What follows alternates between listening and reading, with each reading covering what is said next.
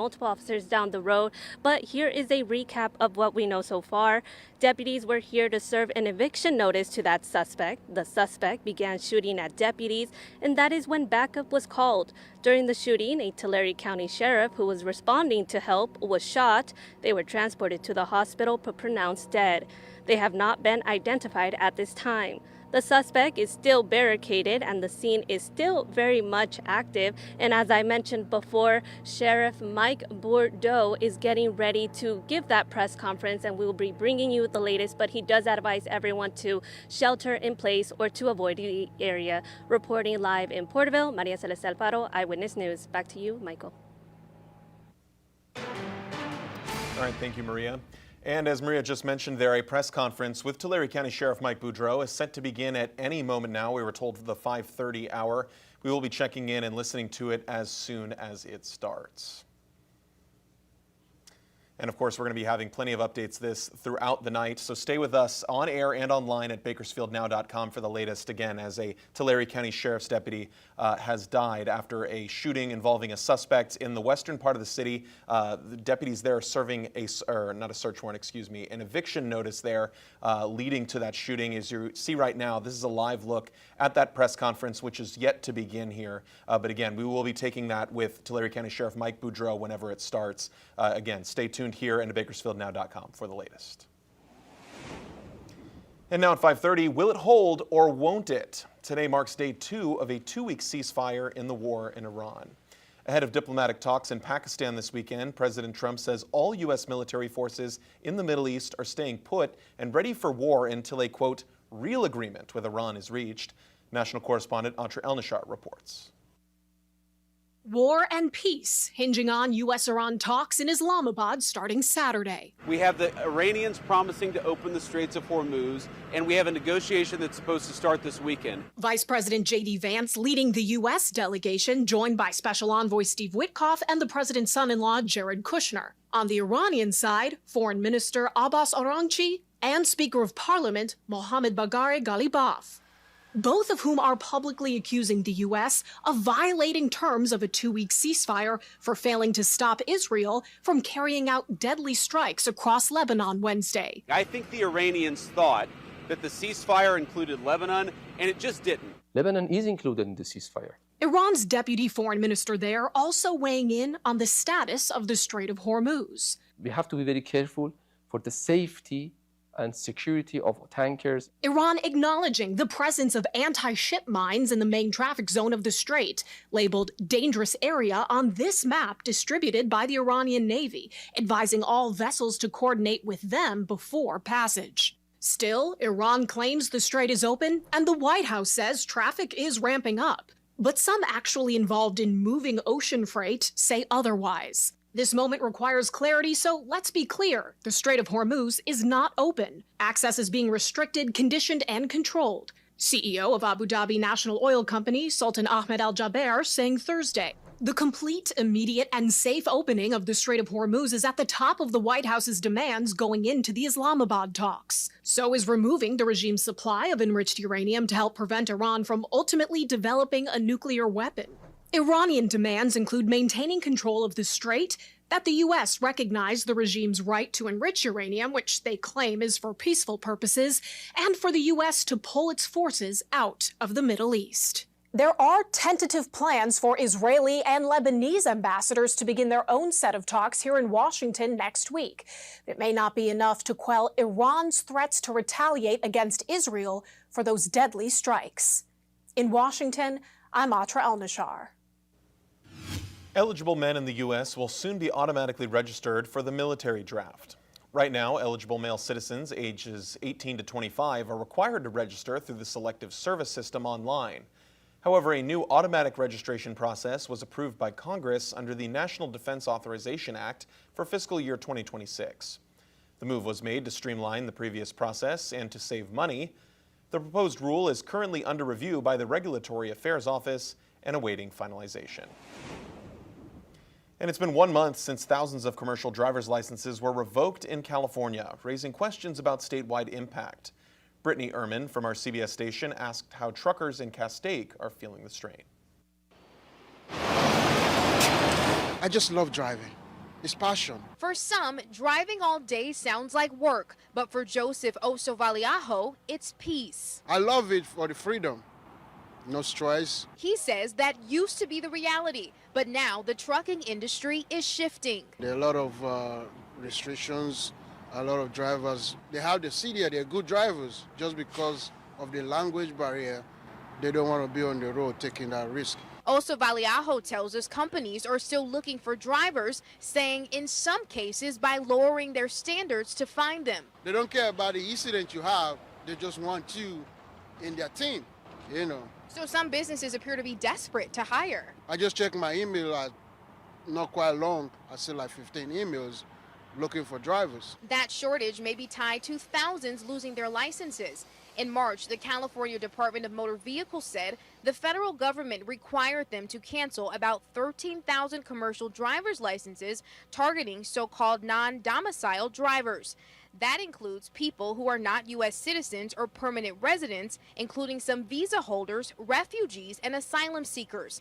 CBS LA reached out to a number of freight brokers and trucking companies over the phone. They told us it's getting harder to find drivers on top of rising costs, including the price of diesel. I mean, the biggest issue is with fuel prices going up, rates aren't compensated for that. Drivers say the cost of life on the road is adding up.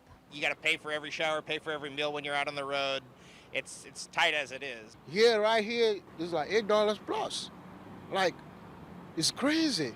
But even with the bumps in the road, Osovaliaho says he's staying in the driver's seat. I just want everybody to keep their head high. At the end of the day, everything will be fine.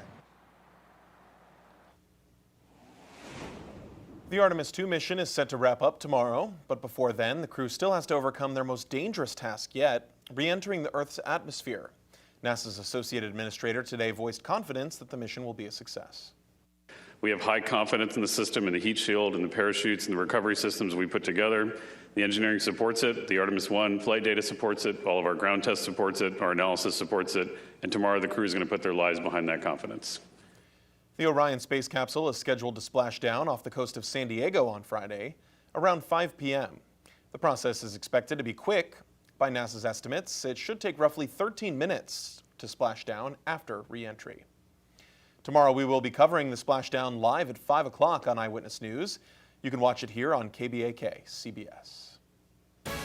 And coming up here on the news at 5, he served his country and now he's serving breakfast to those who did the same. The Bakersfield veteran giving back to his fellow heroes. And don't forget to download the Bakersfield Now News app to follow these stories on the go and visit our website for extended coverage. We'll be right back after this.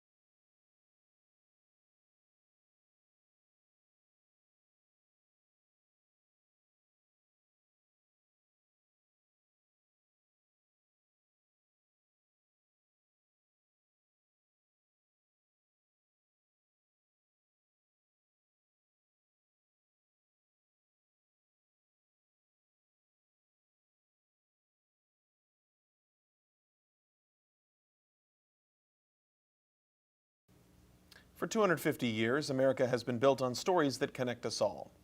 In today's Amazing America, we introduce you to a local veteran who has never stopped serving his country, even though his military career ended decades ago. Home of the Brave is sponsored by Sangera Subaru, paving the way for a better community. On the first Thursday of every month, volunteer in charge of setting up the breakfast for Honor Flight. Dennis Wren sets up and serves breakfast for fellow veterans at the Bakersfield Elks Lodge for Honor Flight Kern County. A veteran himself, he could be sitting amongst his comrades. Instead, he devotes his time as the volunteer in charge of making sure these heroes get the gratitude they deserve. It makes you feel really, really good because you know that all the veterans here, and almost all of them, were drafted during the Vietnam era, and I'm sure we've got several that volunteered for different branches, but it's an honor. This former service member continuing to serve his country, but instead of boots on the ground, it's breakfast in hand, giving back and grateful for this amazing America. It's the people that surround themselves with the honor of honoring our flag, honoring our country. And I think anybody that has traveled out of the country on a vacation always look forward to getting back to the U.S., knowing that we can depend on waking up in the morning, going to work, being retired, and not have to worry about the things that we in the U.S. take for granted. And don't go anywhere, there's still more ahead here at 5.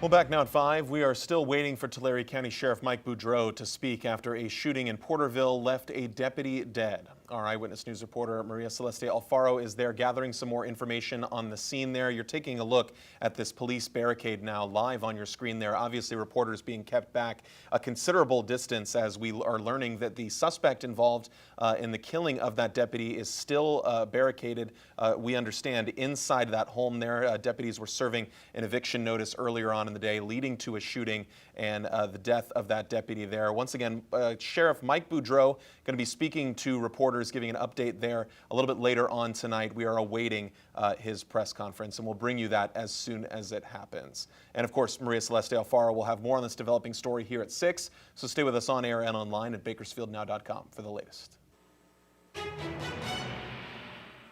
We are starting to cool down as we get into the later hours of today. So let's take a look at the high and low of today. Today in Bakersfield, we got to a high of 83 degrees and a low of 58 degrees. So we had a closer to normal day where a normal high would have been 74 degrees and a normal low would have been 49 degrees.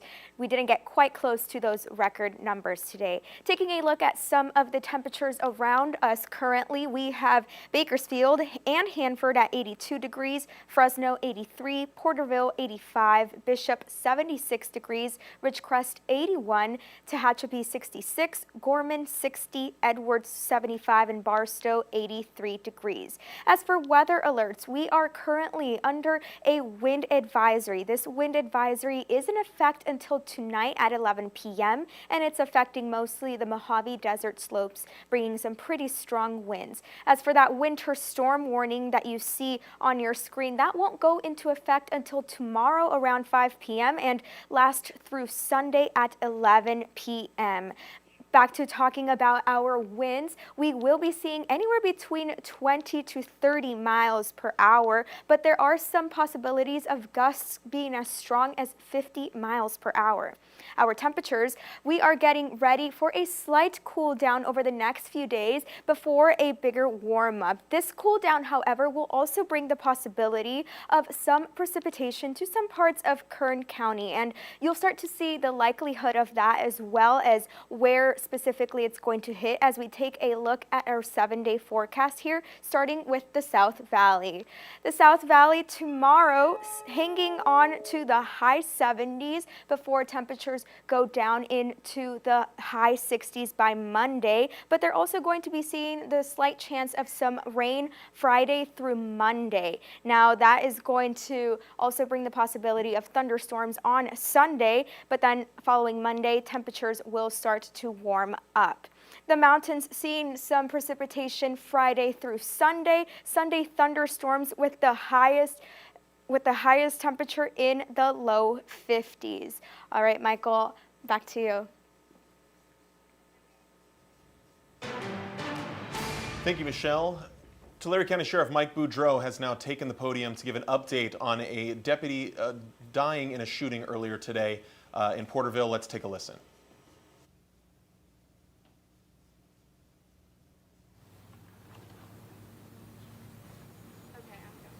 You good? Yep. Everybody's good? Okay. I want to give you an update as to the full name of our suspect who is still outstanding. I will say this is a very active scene. Shots are continually being fired. We have now Kern County Sheriff Donnie Youngblood has allowed his SWAT team to assist. They have special equipment that allows for a long pole out the front of his tactical vehicle to deploy gas and tear apart walls, so to speak. So our suspect's name is David Eric Morales, born September 30th of 1966. Most of you have that information already. You asked earlier, and this is the update, he does live alone. He has no children, and there's no girlfriend or wife that we are aware of. He lives alone. This is all coming from David's family, is how we're receiving the information. David's family is being incredibly cooperative.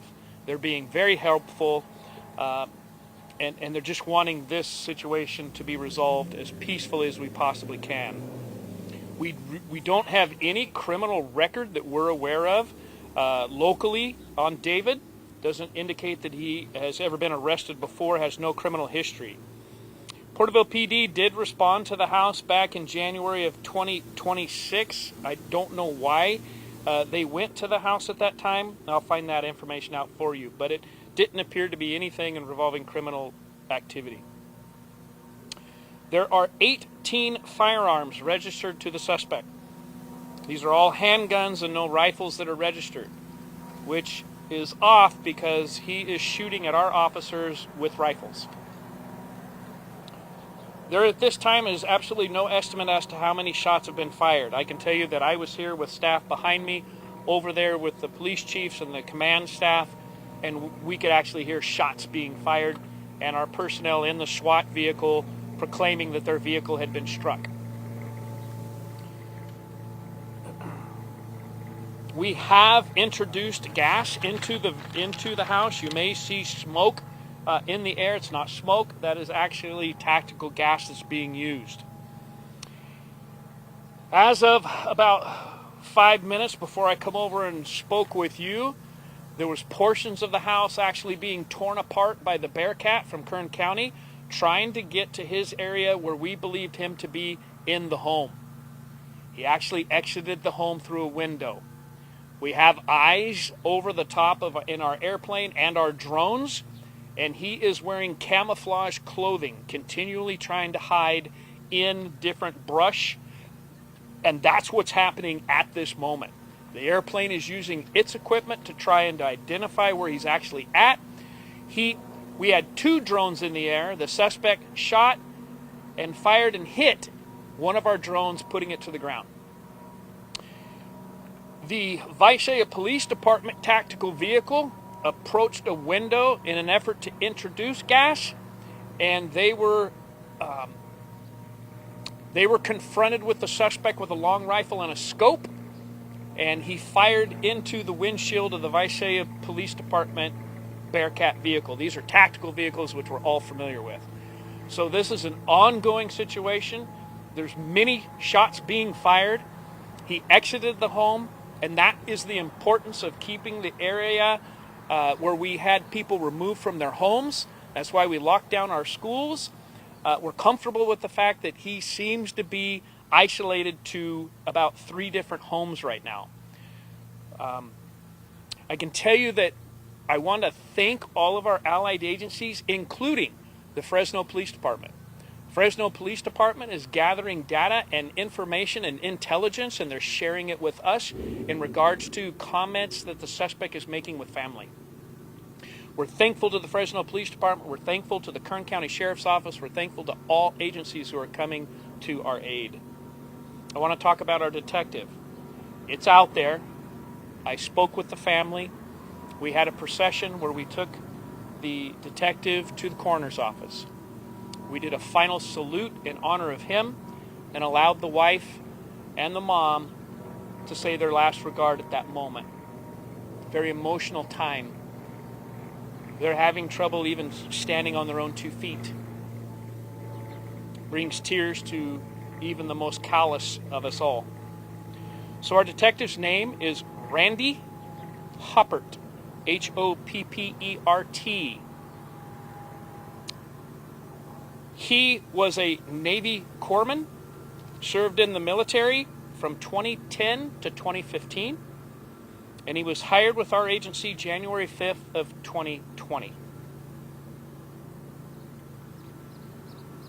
Now that information is out there, but the family is asked to give them some time before the media approaches and tries to interview. They're not in a position or willing to really talk about this. And so we would ask that even though you have the name of the officer, please respect the privacy of the family at this time. That's all I have at this moment. I can tell you that this is fluid, very active, shots being fired. However, no shots have been fired lately from our personnel or assisting personnel. The only shots that have been fired so far are from the suspect. So we're using the Bearcat as cover, and So that was Tulare County Trying to Sheriff keep it Mike as safe Boudreau giving an update to press on this situation developing in Porterville, where we're learning a Tulare County Sheriff's Office detective was killed. We're learning his name now is Randy Hoppert, been with the department there for several years. Some key information that we just learned here that is new to us is that Kern County Sheriff Donna Youngblood has actually allowed a local Bearcat unit to go onto the scene to try and deal with this suspect, 60-year-old David Morales. We understand that he is still barricaded inside his home and using long guns, as the sheriff described, to shoot at equipment. He shot at drones as well as a piece of equipment from the Visalia Police Department. But again, Kern County, their SWAT unit, as well as a local Bearcat, has been in trying to introduce gas into that area to force that suspect out. He has been barricaded inside this home now for almost about 8 hours here at this point, as they tried to serve an eviction notice early on in the day leading to that shooting. So this press conference from Mike Boudreau is streaming live on our website, bakersfieldnow.com, if you'd like to continue watching that. We're going to continue our newscast here. Stay with us.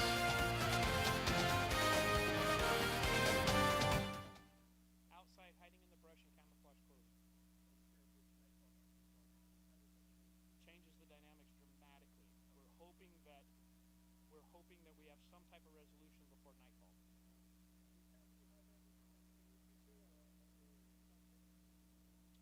We don't right now. Some of you already have it. No criminal activity, no criminal record that we're aware of. Nothing of that nature. I can, there's no way. Multiple. Sheriff, obviously you guys have to be very cautious because you said he has a number of cars registered to him, but he seems to possibly be suspect. Well, he has 18 guns registered to him, all handguns, but he's using rifles. Well, he's not wanted for anything. He's not wanted for anything. He's not a fugitive. He doesn't have any criminal record.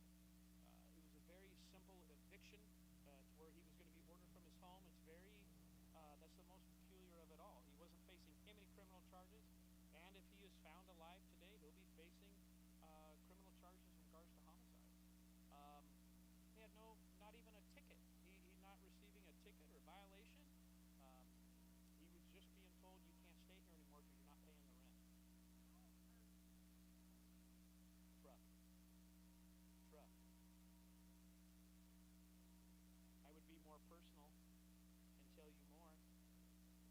I just don't think I'm at liberty to share because we have even people standing here who were incredibly close with the fallen officer, very close. And so I'm not at liberty to share because I haven't asked for permission to do so, but I can tell you they're very close. And it's difficult not